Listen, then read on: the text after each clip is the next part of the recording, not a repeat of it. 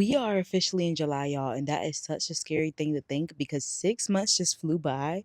And if you have nothing to show for it, then you're probably panicking right now. But don't fright, don't fret. Your girl Shanice is here, your bestie is here to sit you down and have a talk about your mid year reset.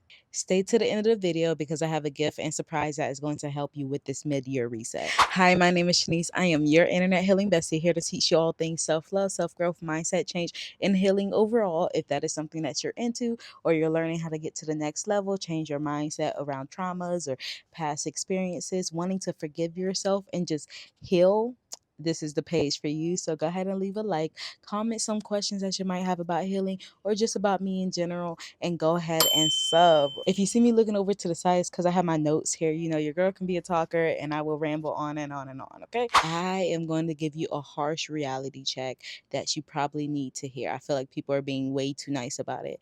If you are 6 months in the year and have nothing to show for it, then you need to move. You need to realize that there is something wrong, something that is taking your attention away from your goals. I don't know about you, but me, I don't want this year to end the same way it did last year. Me making a whole nother vision board with basically the same things from 2, 3, 5 years ago on it and not checking off any of them. Like that's scary. Is reliving the same year, different day, whatever the case may be. It is the same year if you have not accomplished what was on your vision board at the beginning of the year. You need to stop delays. There are no delays, there are no restarts, there are no excuses, okay? There is definitely plenty of time in the day to get your goals done. You want a better future for yourself, and yet you keep indulging in social media or in things that aren't good for you, going out, not really locking in, sitting down with yourself and be like, okay, this is really what I need. I need you to have an honest conversation with yourself about what you really need and what is taking your attention away from what you need to get those goals accomplished. Your goals have not expired. You just need discipline. The first thing you need to do is declutter your space. Clean space, clean mind. It clears your head, okay? It gives you more room to concentrate, to bring creativity in. So you need to clear out your physical environment, your room, your house, go through your clothes, get rid of the clothes that you don't really wear anymore or that maybe you feel like isn't your style anymore. Declutter your emails. I actually started doing that last week and it has helped a lot. Instead of seeing like, I have like 70,000 emails. I don't even know how that is the case, but I declutter my emails, okay? Declutter your photos that no longer serve you, people maybe who are in your photos that you don't even talk to anymore. Get rid of it all. Next thing we're going to do before we hop in the nitty gritty is create a gratitude list. Okay, I want you to sit down and write things that you are grateful for in the past 6 months.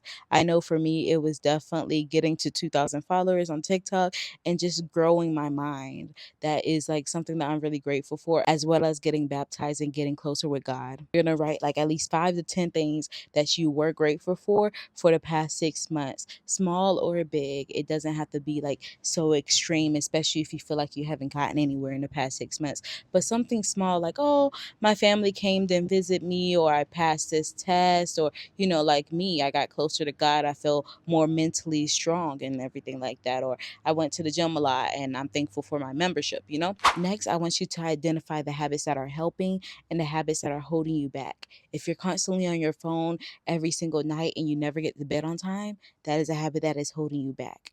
If you're drinking 3 glasses of water every single day, or even finishing your water count for the day, that is a habit that is helping you. Identify those habits, big or small, so you can see them out clearly, and then you can audit the habits that are holding you back and say, okay, how can I make this habit unattractive to where I no longer do it? What you can do if it comes to like it, for example, how I said, if you're constantly on your phone at night before you go to bed, you can set a timer on your phone to shut down or close all the apps after a certain time. I personally do this and it helps me like just wind down for the night and not even look at my phone. Or you can put your phone across the room and charge it. Making your bad habits unattractive is going to make you less likely to do them. Next point, when it comes to doing your goals list over again, you're going to go back to your vision board or your goals list from the beginning of this year and look at that. Check stuff that still aligns with what you want to have by the end of this year. Get rid of stuff that does not align with the version of you that you see at the end of this year. I want you to also ask yourself, what did you avoid that you wish you had faced? Was that starting a business? Was that starting social media? Whatever you avoided that you wish you had faced the first 6 months of the year, I want you to highlight it. Next point that I think is really essential for growing for the next 6 months of this year is to do a people audit. I know you've heard it most times before because some of the top richest self-help motivational people talk about it, is that you are who you surround yourself with. And so I want you to sit down and create a list of the people who you hang around consistently with. This also includes family. And I know that's like kind of confusing, but family plays a big part in the way you think, the way you act, the way you move about life. Okay. So friends, family, co-workers, gym buddies, whatever, whoever it is, create a list of those people who you're consistently feeling connected to or going out with or hanging around. Once you look at the list of names, you're going to ask yourself a few questions. Okay. Who do I feel the most supported by? You're going to put their name under that question of whoever you feel the most supported by. And this can be anything. If you come to this person to maybe vent or you just always feel good around them, put their name under that question. Who drains my energy the most? Then you're going to put their name under that question. What relationship or friendship do I see in the next level of my life? What relationship or friendship do you see yourself keeping in the next level of your life? And you're going to put whoever's name under that question, just the keeping one. If the person's name, if somebody's name is not under that question, maybe you need to reevaluate that friendship, that relationship, and ask yourself, oh, why do I not see them in this next level of my life, in the next 6 months of my life of growth? You know, do they not help me grow? Or are they such a negative person? Do I just not feel my best self around them? Or are they maybe like a family member that I'm not really close to, but I have to hang around with because they're family? Whatever those, ask yourself those series of questions. Whatever questions helps you get to the root of the answer as to why they're not under the list of people who you can see yourself with in your next level of life. Cut them off gently. And if that's somebody who you want to keep around, then definitely set boundaries. If they drain your energy and they're always gossiping, say, hey, listen, this next season of my life, I'm not doing the gossiping. I'm not doing the talking about negative stuff anymore, okay? And I hope that you can respect that and that we can have a mutual agreement and talk about things that are beneficial to both of us. And if they can't accept that, drop them. Ooh, out the door. Out the door. And next, you're going to write a release statement. A release statement is basically a statement, like a promise that you make to yourself that you are no longer holding on to the things, the bad habits, the people who you need to let go, the goals that no longer align with you and your future and higher self. You're going to write a release statement and say, I, Shanice Billings, I and your name, am no longer holding on to blank, blank, blank, blank, blank.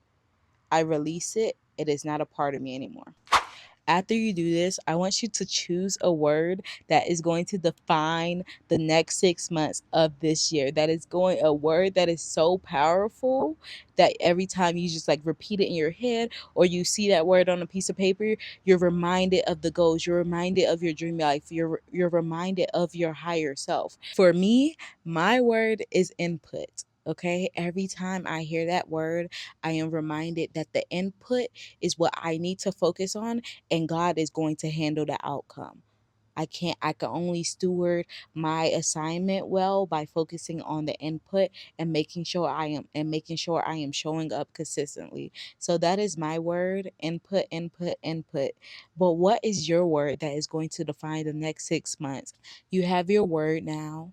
Now, how are you going to embody that word? How are you going to keep your word to your word? Okay. How are you going to move through life through the next 6 months, reaching your goals by using that word? For me, whenever I hear input and embodying input, it is being disciplined, it's being consistent, it's making sure I show up to my craft even on days that I don't want to. I will embody it by making sure that I have a schedule for videos that I post and videos that I want to do, making sure that whenever I have a creative idea, I write it down right away so I don't forget.